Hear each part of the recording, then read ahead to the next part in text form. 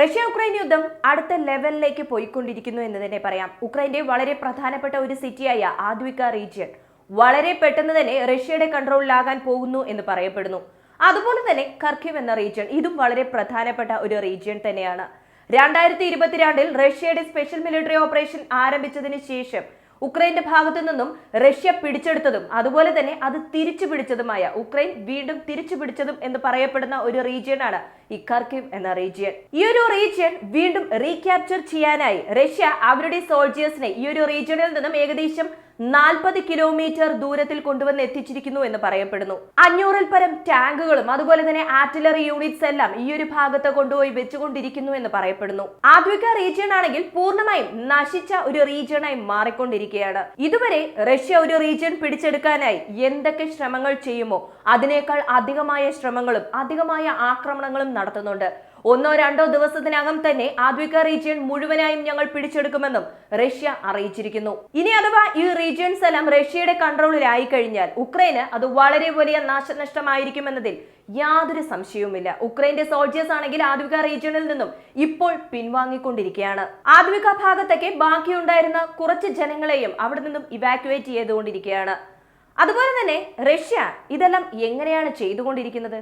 ഈ റീജിയൻ വീണ്ടും റീക്യാപ്ചർ ചെയ്തു കഴിഞ്ഞാൽ റഷ്യക്ക് എന്തൊക്കെ നേട്ടങ്ങളായിരിക്കും വരുന്നത്?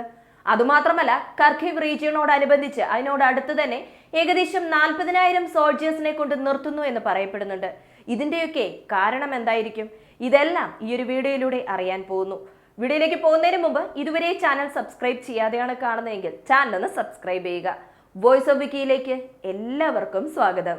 ഡോൺബാസ് റീജിയൻ ഈ ഒരു യുദ്ധം അല്ലെങ്കിൽ ഈ സ്പെഷ്യൽ മിലിറ്ററി ഓപ്പറേഷൻ ആരംഭിക്കുന്നതിന്റെ വളരെ പ്രധാനപ്പെട്ട ഒരു റീജിയൻ തന്നെ ഈ ഡോൺബാസ് റീജിയൻ ആണ്. ഈ റീജിയനിൽ നിരവധി പ്രോ റഷ്യൻസ് ഉണ്ട്. ഇവർ റഷ്യക്ക് അനുകൂലമായും അതുപോലെ തന്നെ ഉക്രൈന് എതിരായുള്ള നിരവധി പ്രവർത്തികൾ ചെയ്തുകൊണ്ടിരുന്നു. ഇതിനെല്ലാം കാരണമായി അവർ പറയുന്നത് എന്താണെന്ന് വെച്ചാൽ ഉക്രൈൻ ഇവർക്ക് ആവശ്യമായ അവകാശങ്ങൾ കൊടുക്കുന്നില്ല, ഒരു കാര്യവും മര്യാദയ്ക്ക് ചെയ്തു കൊടുക്കുന്നില്ല എന്നതാണ്. പ്രത്യേകിച്ച് എടുത്തു പറയണമെന്നുണ്ടെങ്കിൽ ഉക്രൈൻ ഈ ഡോൺബാസ് എന്ന റീജിയനിലുള്ള പ്രോ റഷ്യൻസിനെതിരെ നിരവധി ആക്രമണങ്ങളും ചെയ്തിട്ടുണ്ട്. 2014 ശേഷം ഇത് അധികമായിട്ടുണ്ട് എന്ന് തന്നെ പറയാം. ഈ ഒരു ഡോൺബാസ് എന്ന റീജിയന്റെ വളരെ പ്രധാനപ്പെട്ട ഒരു സപ്ലൈ റീജിയൻ ആണ് ആദ്വിക. ഈ ആദ്വിക അതിനു ചുറ്റുമുള്ള മറ്റു സ്ഥലങ്ങളെല്ലാം വളരെ ക്രിട്ടിക്കൽ സപ്ലൈസ് പോകുന്ന ഒരു സപ്ലൈ റൂട്ട് എന്ന് തന്നെ പറയാം. ഈ ആദ്വിക എന്ന റീജിയൻ ഏകദേശം 80% റഷ്യ പിടിച്ചെടുത്തു കഴിഞ്ഞു. ഇനിയും 20% മാത്രമേ ബാക്കിയുള്ളൂ. 100% റഷ്യ പിടിച്ചെടുത്തു കഴിഞ്ഞാൽ ഉക്രൈന് ബൈ ലാൻഡ് റൂട്ട് വളരെ പ്രധാനപ്പെട്ട സ്ട്രാറ്റജിക്കൽ എക്യുപ്മെന്റ്സ് ആയിക്കോട്ടെ, ആക്രമണം നടത്താൻ ആവശ്യമായ വെപ്പൺസും ലാൻഡ് റൂട്ടിൽ കൊണ്ടുപോകാൻ പറ്റില്ല. ഏകദേശം മുഴുവൻ ഡോൺബാസ് റീജിയനും റഷ്യ ഈ ഒരു സ്ഥലത്ത് ഗേറ്റ് ഇട്ടതുപോലെയാകും. അത്രയ്ക്കും പ്രധാനപ്പെട്ട ഒരു സിറ്റിയാണിത്. ഇപ്പോൾ ആ ഒരു സിറ്റിയെ ഗോസ്റ്റ് ടൗൺ എന്നും വിശേഷിപ്പിക്കാൻ ആരംഭിച്ചിട്ടുണ്ട്. അതുമാത്രമല്ല ഉക്രൈൻ സോൾജിയേഴ്സിന്റെ പക്കൽ ഇപ്പോൾ ആർട്ടിലറി ഷെൽസിന്റെ എണ്ണം വളരെയധികം കുറഞ്ഞുകൊണ്ടിരിക്കുകയാണ്.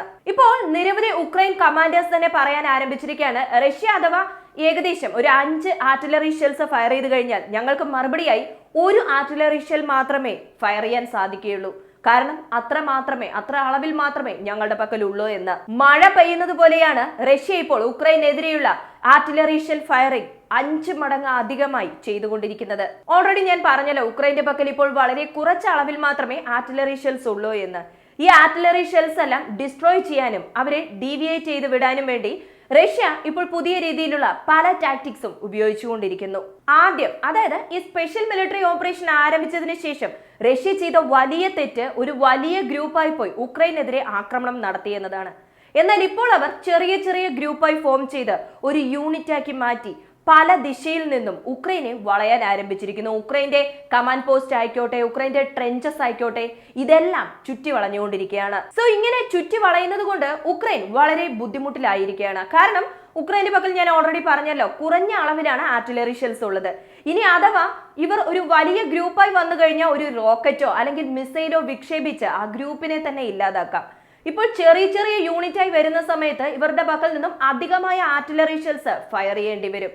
സോ എന്ത് ചെയ്യണമെന്നറിയാതെ ഉക്രൈൻ പകച്ചു നിന്നുകൊണ്ടിരിക്കുകയാണ്. അങ്ങനെയുള്ള സമയത്ത് റഷ്യ ഇതൊരു അഡ്വാൻറ്റേജ് ആയി എടുത്ത് ചന്നം ഭിന്നം ഉക്രൈനെതിരെ ആക്രമണം നടത്തിക്കൊണ്ടിരിക്കുന്നു. ഈ ഒരു സമയത്ത് റഷ്യ മറ്റൊരു ടെക്നിക് കൂടി ഫോളോ ചെയ്യുന്നുണ്ട്. സാധാരണ റഷ്യ ഒരു സിറ്റിയെ പിടിച്ചെടുക്കുന്നു എന്നുണ്ടെങ്കിൽ ഡയറക്റ്റായി ചെന്ന് മുഴുവൻ സിറ്റിയെയും ഒറ്റയടിക്ക് പിടിച്ചെടുക്കില്ല. ചെറിയ ചെറിയ പോർഷനായിട്ട് ആക്രമണം നടത്തി അവിടെ ഒരു പ്രഷർ ബിൽഡ് ചെയ്ത് പതുക്കെ പതുക്കെ മുന്നേറി വന്നാണ് ആക്രമണം നടത്തുന്നതും അതുപോലെ തന്നെ ആ സിറ്റി പിടിച്ചെടുക്കുന്നതും. ഇപ്പോൾ അതിന്റെ ഫൈനൽ സ്റ്റേജിലാണ് റഷ്യ ഉള്ളത്. ഇപ്പോൾ ഏകദേശം 2 സ്ട്രേറ്റ് മാത്രമാണ് ബാക്കിയുള്ളത്. അതും കൂടി കഴിഞ്ഞാൽ ഈ മുഴുവൻ റീജിയണും റഷ്യയുടെ കൺട്രോളിലാകുമെന്ന് പറയുന്നു. സോ ഇപ്പോൾ ഉക്രൈന് മറ്റൊരു മാർഗവുമില്ല. സോ ഉക്രൈൻ സോൾജേഴ്സ് മുഴുവനായും അവിടെ നിന്നും പിൻവാങ്ങിക്കൊണ്ടിരിക്കുകയാണ്.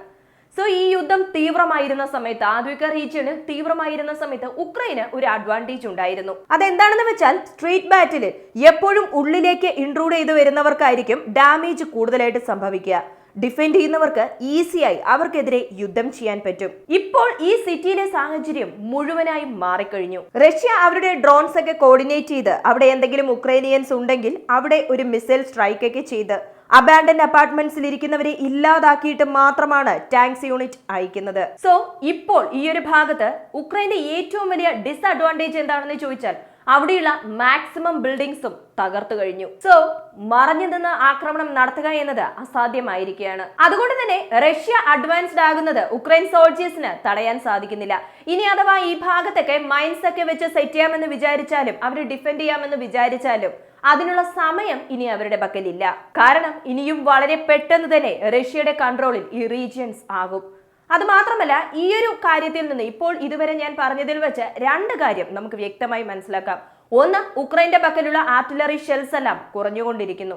2, റഷ്യ മുന്നേറിക്കൊണ്ടിരിക്കുന്നു. റഷ്യ വളരെ പെട്ടെന്ന് തന്നെ ഈ 2 റീജിയൻസും പിടിച്ചെടുക്കും. സോ ഈ ആദ്വിക എന്ന റീജിയൻ മാത്രമല്ല റഷ്യക്ക് നേട്ടമുണ്ടാക്കുന്നത്, ഖർക്കിവ് എന്ന റീജിയൻ. ആദ്യം റഷ്യ ഒരു 4 റീജിയൻ പിടിച്ചെടുത്തിട്ടുണ്ടായിരുന്നല്ലോ. അതിൽ ഖർക്കിവ് എന്ന റീജിയന്റെ കുറച്ച് ഭാഗവും ഉണ്ടായിരുന്നു.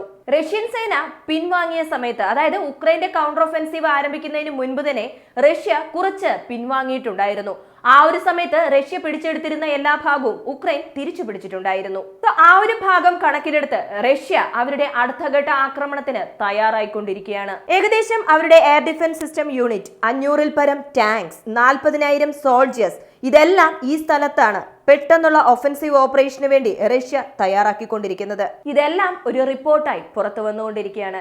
റഷ്യക്ക് എന്തുകൊണ്ട് ഈ റീജിയൻ അത്രയ്ക്കും അത്യാവശ്യം അല്ലെങ്കിൽ വളരെ പ്രധാനപ്പെട്ടത് എന്ന് ചോദിക്കുകയാണെന്നുണ്ടെങ്കിൽ, വിന്റർ കഴിഞ്ഞതിന് ശേഷം ഇപ്പോൾ ഉക്രൈന്റെ ഭാഗത്തു നിന്നും കൗണ്ടർ ഒഫൻസീവ് റഷ്യക്കെതിരെ ഉണ്ടായിരുന്നല്ലോ. അതേപോലെ തന്നെ വിന്റർ കഴിയുമ്പോൾ ഒരു ഒഫൻസീവ് ഓപ്പറേഷൻ റഷ്യയുടെ പക്കൽ നിന്നും ഉക്രൈനെതിരെ ഉണ്ടാകും. സോ അങ്ങനെ റഷ്യ ഒഫൻസീവ് ഓപ്പറേഷനിൽ ഏർപ്പെടുമ്പോൾ ഈ ഭാഗത്തു നിന്നും ആരംഭിക്കുന്നതാണ് റഷ്യക്ക് വളരെ വലിയ നേട്ടം ഉണ്ടാക്കി കൊടുക്കുക. കാരണം ഇവിടെയുള്ള ഡിഫെൻസീവ് ലൈൻ വളരെ സ്ട്രോങ് ആണ്. സോ അങ്ങനെയുള്ള സമയത്ത് ഒരു ഒഫൻസീവ് ഓപ്പറേഷന് വേണ്ടി മറ്റ് സോൾജേഴ്സിനെ എന്തുകൊണ്ട് അകത്തേക്ക് അയക്കണം? ഇവിടെ തന്നെ സ്ട്രോങ് ആയ മിലിറ്ററി പ്രസൻസ് ഉണ്ട്. സോ ഇവിടെ നിന്നും അവരുടെ ഒഫൻസീവ് ഓപ്പറേഷൻ ആരംഭിച്ചു കഴിഞ്ഞാൽ അത് റഷ്യക്ക് ഒരു അപ്പർ ഹാൻഡ് ആയിരിക്കുമെന്ന് വിചാരിച്ചാണ് റഷ്യ ഇപ്പോൾ പ്ലാൻ ചെയ്തുകൊണ്ടിരിക്കുന്നത്. ഇപ്പോൾ ഈ റീജിയൻസ് എല്ലാം ഉക്രൈന് നഷ്ടമായാൽ കഴിഞ്ഞ കുറച്ച് വർഷങ്ങളിൽ ഉക്രൈൻ ഉണ്ടായ നാശനഷ്ടത്തിൽ ഏറ്റവും വലിയ നഷ്ടം ഈ ഒരു റീജിയൻ നഷ്ടമായതായി കണക്കാക്കും. ഇതിന്റെ കാരണം ആദ്വിക എന്ന ഈ റീജിയൻ എന്നത് മിനറൽ റിച്ച് ആൻഡ് ഇൻഡസ്ട്രിയൽ സിറ്റിയാണ്. അതിൽ 80% ഇപ്പോൾ റഷ്യൻ കൺട്രോളിലായി കഴിഞ്ഞു. അതേപോലെ തന്നെയാണ് ഖർക്കിവ് എന്ന റീജിയൻ, ഇതും ഒരു ഇൻഡസ്ട്രി സിറ്റിയാണ്. അപ്പോൾ ഇതിന്റെ ഉക്രൈന്റെ ഏറ്റവും കൂടുതൽ വരുമാനം ലഭിക്കുന്ന ഒരു സിറ്റി കൂടിയാണ് ഈ ഖർക്കിവ്. സോ ഇത് റഷ്യൻ കൺട്രോളിലാകുമ്പോൾ ഉക്രൈന്റെ വലിയൊരു ഇൻകം സോഴ്സ് ആണ് ഉക്രൈന് നഷ്ടമാകുന്നത്. അതുകൊണ്ടാണ് റഷ്യ അവരുടെ തീവ്രമായ ആക്രമണം ആദ്വിക റീജിയനിൽ ചെയ്യുന്നതും അതുപോലെ തന്നെ ഇനി ഖർക്കിവ് റീജിയനിലേക്ക് ചെയ്യാൻ വേണ്ടിയിട്ട് തയ്യാറായിക്കൊണ്ടിരിക്കുന്നതും. ലേറ്റസ്റ്റ് ആയി വന്ന ഇൻഫർമേഷൻ അനുസരിച്ച് ഖർക്കിവ് റീജിയനിൽ നിന്നും ഏകദേശം 2-3 കിലോമീറ്റർ നീങ്ങി മാത്രമാണ് റഷ്യൻ സോൾജേഴ്സ് അവിടെ നിൽക്കുന്നത്. ഇതെല്ലാം ഒരു ഭാഗത്ത് നടക്കുമ്പോഴും റഷ്യൻ പ്രസിഡന്റായ പുടിൻ ഇസ്രയേലിനെതിരായും അതുപോലെ തന്നെ ഗാസയ്ക്ക് അനുകൂലമായ ശബ്ദം ഉയർത്തിയിരിക്കുന്നു. മറ്റൊന്നുമല്ല, ഗാസ ഭാഗത്ത് ഇപ്പോൾ നടക്കുന്ന ഈ വംശഹത്യ ഞങ്ങൾക്കൊട്ടും അക്സെപ്റ്റ് ചെയ്യാൻ പറ്റില്ല.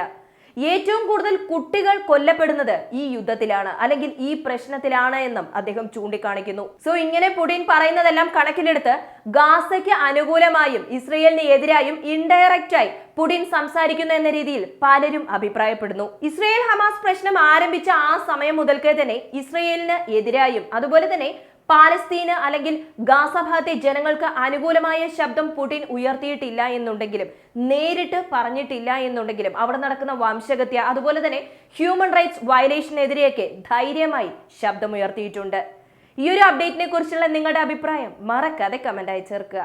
വീഡിയോ ഇഷ്ടമാവുകയാണെങ്കിൽ ലൈക്ക് ചെയ്യുക, ഷെയർ ചെയ്യുക, ചാനൽ ഒന്ന് സബ്സ്ക്രൈബ് ചെയ്ത് സപ്പോർട്ട് ചെയ്യുക. വീണ്ടും അടുത്ത വീഡിയോയിൽ കാണാം. നന്ദി, നമസ്കാരം.